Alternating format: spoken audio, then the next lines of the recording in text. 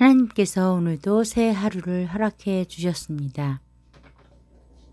오늘 하나님이 주시는 말씀은 누가복음 23장입니다. 누가복음 23장입니다. 26절에서 32절 말씀입니다. 26절에서 32절 말씀 찾으셨으면 함께 읽겠습니다. 26절입니다. 그들이 예수를 끌고 갈 때에 시몬이라는 구레네 사람이 시골에서 오는 것을 붙들어 그에게 십자가를 지워 예수를 따르게 하더라. 또 백성과 및 그를 위하여 가슴을 치며 슬피 우는 여자의 큰 무리가 따라오는지라. 예수께서 돌이켜 그들을 향하여 이르시되 예루살렘의 딸들아 나를 위하여 울지 말고 너희와 너희 자녀를 위하여 울라. 보라 날이 이르면 사람이 말하기를 잉태하지 못하는 이와 해산하지 못하는 배와 먹이지 못한 젖이 복이 있다 하리라. 그때 사람이 산들을 대하여 우리 위에 무너지라 하며 작은 산들에 대하여 우리를 덮으려 하리라. 푸른 나무에도 이가 차거든 마른 나무에는 어떻게 되리요 하시니라. 또 다른 두 행악자도 사형을 받게 되어 예수와 함께 끌려가니라. 아멘. 자, 이제 예수님이 빌라도에 의해 십자가형을 언도받게 되었어요. 그래서 본격적으로 예수님이 십자가의 길을 가시게 되었습니다. 오늘 본문 26절을 보니까 예수님이 몸이 많이 허약해 있으셨던 것 같아요.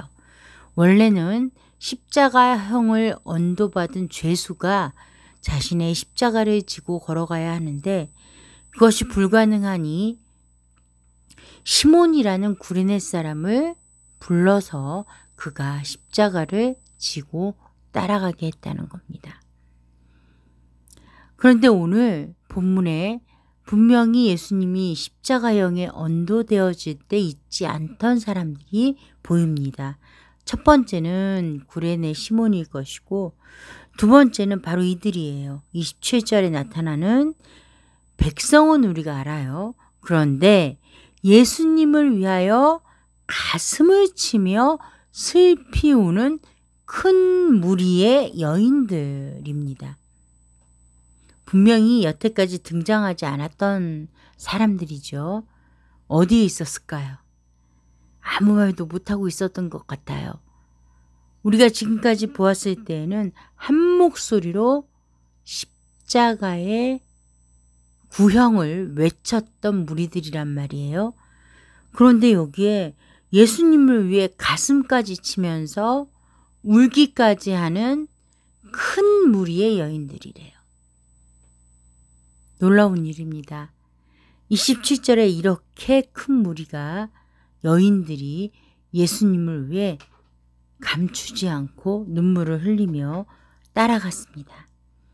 자, 이 울음소리를 들은 예수님이 무엇이라고 말씀하셨나요? 28절 볼까요? 예수께서 돌이켜 그들을 향하여 이르시되 예루살렘의 딸들아 나를 위하여 울지 말고 너희와 너희 자녀를 위하여 울라. 예수님이요 너희도 슬피 울지 마 괜찮아 이렇게 달래주는 것도 아니고 오히려 지금 십자가형을 언도받아서 십자가의 죽음을 향해 걸어가시면서 자신을 위해 울고 있는 여인들을 향해 누구를 위해 울으라고요? 내가 아니라 예수님이 아니라 누구요? 바로 너희 자신 그리고 너희의 자녀들을 위해 울어라. 참 이해하기 힘든 말씀을 하고 계세요. 예수님은요 지금 십자가에 못 박히러 걸어가고 계세요. 그런데 십자가에 못 박히지 않는 그들을 향해 그렇게 말씀을 하셨단 말이에요. 자, 예수님은 왜 이렇게 말씀을 하셨을까요? 계속해서 보겠습니다. 그 이유를 예수님이 29절에서 31절까지 설명을 하세요. 보니까 29절은 이사야 54장의 말씀, 30절은 호세아의 말씀, 호세아 10장의 말씀이죠. 그 장에서 볼 수 있는 말들을 인용하셔서 설명하세요. 어떤 말씀을 하시죠?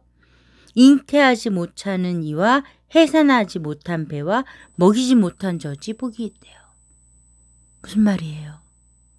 사실은 잉태하지 못한 태, 또 먹이지 못하는 젖, 이런 것들은 뭐예요? 복 있는 사람이 아니라 복이 없는 사람, 복 못 받은 사람의 대명사잖아요. 그런데 이들이 오히려 복이 있다는 거예요. 아이가 없는 게 복이고 젖 먹일 일이 없는 게 복이라는 거예요. 30절은 또 뭐라고 말씀하셔요? 산들한테 이렇게 말한다는 거예요. 무너져라. 무너져라. 누구한테요? 우리 위에. 작은 산들한테는 이렇게 말한다고 말하죠. 우리를 덮어라. 얼마나 고통스러우면 산이 나에게 무너졌으면 좋겠다. 우리에게 무너졌으면 좋겠다. 작은 산들이 나를 덮었으면 좋겠다. 우리를 덮었으면 좋겠다라고 하느냐 말이에요. 이러한 고통스러운 일들이 닥칠 것이다. 31절을 보니까요. 푸른 나무에도 이같이 하거든 마른 나무에게는 어떻게 되리요? 건강한 나무, 하나님을 잘 섬긴다고 하는 사람들도 이런 고통을 당하는데 그렇지 않은 사람은 어떻겠느냐? 예수님이 말씀하고 계신 거예요.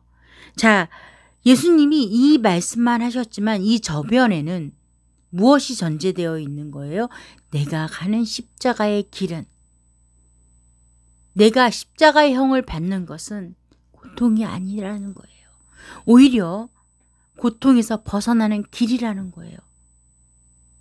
너희들은 그걸 모르고 사실은 기뻐해야 하고 함께 십자가에 못 박혀야 하는데 그것보다는 무엇을 더 슬퍼해요? 보여주는 것을 슬퍼해요. 그러면 이 여인들의 저변에는 무엇이 있기에 예수님의 십자가형을 슬퍼하는 것일까요? 당연하죠. 라고 말할 수 있을지 모르겠어요. 왜 슬퍼할까요? 이들이 예수님을 따랐던 이유가 죄에서 구원받는 것이 목적이 아니었기 때문입니다. 이들이 예수님을 따랐고 예수님을 그리스도라 불렀던 이유는 무엇 때문이었을까요?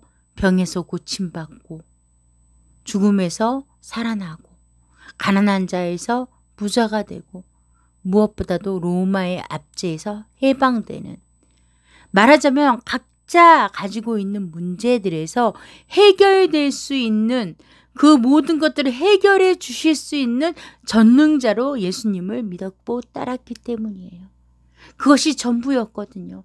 이제 십자가에서 죽으시면 더 이상 우리를 도우실 수 없는 분이 되기 때문에 슬퍼하고 있다라는 거예요. 그런데 예수님은 뭐라고 말씀하세요? 그건 슬픈 일이 아니라고 말씀하고 계신 거예요. 자, 오늘날 우리에게 적용하면 어떻게 됩니까? 우리는 왜 웁니까? 왜 울고 계십니까? 우리가 정말 회개를 위하여 울고 계십니까? 아니면 크고 작은 문제들 때문에 울고 계십니까? 혹시 오늘 본문에 등장하는 가슴을 치며 울고 있는 큰 무리의 여인들과 같이 나에게 닥쳐진 문제들을 해결할 방안이 없어서 울고 계십니까? 그렇다면 이제 그 눈물을 닦으십시오.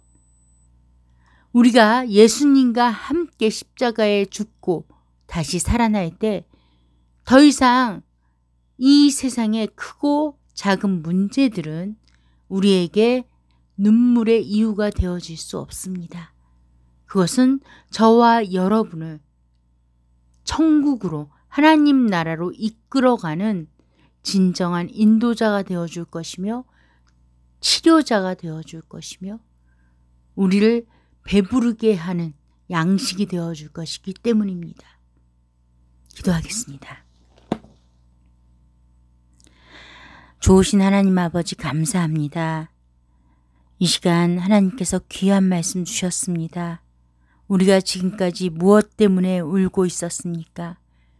이제는 나의 죄를 회개하기 위해 울고 또 돌아오지 못하는 우리의 이웃들을 위해 눈물 흘리는 하나님 나라의 통치 안에서 세상의 모든 환경과 문제들이 이제 나를 위한 하나님의 사랑인 것을 발견하고 기뻐하고 찬양하며 살아가는 우리가 되게 하여 주시옵소서.